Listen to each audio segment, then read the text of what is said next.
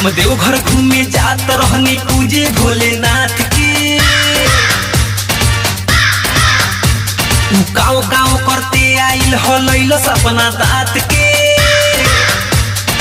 एगो हम देवघर घूमे जात रहनी पूजे भोलेनाथ के। काव काव करते आइल हो लैल सपना दात के। मोर लोटा कौआ ले गइल कामर में से काट के। मोर लोटा कौआ ले गइल कामर में से काट के। मोर लोटा कौआ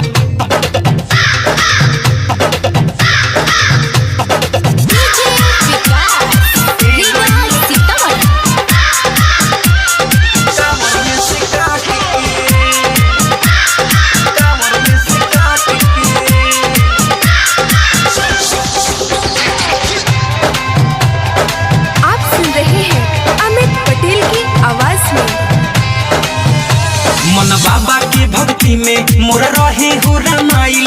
कबले के उड़ल लोटा हमके नाही बुझाई।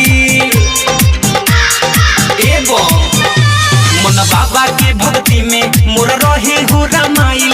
कबले के उड़ल लोटा हमके नाही बुझाई। जब गइल मोर ध्यान वजन घटल कैसे हाथ के। फिर देखनी लेके उड़त रहे ऊपर हमारा माथ के। मोर लोटा कौआ ले गइल कामर में से काट के। मोर लोटा कौआ ले गइल कामर में से काट के।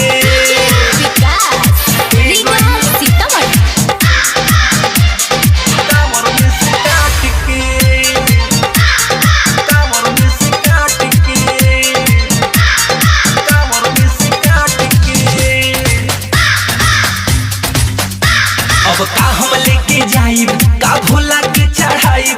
जब जइहे बाबा रूसी कैसे उनका मनाइब।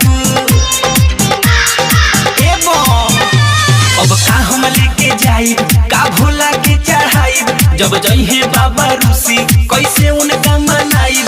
हम बार बार समझैनी नहीं मानल हमारा बात के।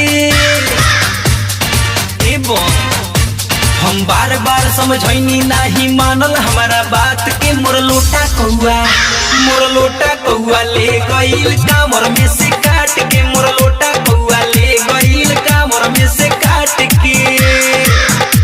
हम देवघर घूमे जात रहनी पूजे भोलेनाथ के। काव काव करते आइल हो लैल सपना दात के। एगो हम देवघर घूमे जात रहनी पूजे भोलेनाथ के। काव काव करते आइल हो लैल सपना दात के। मोर लोटा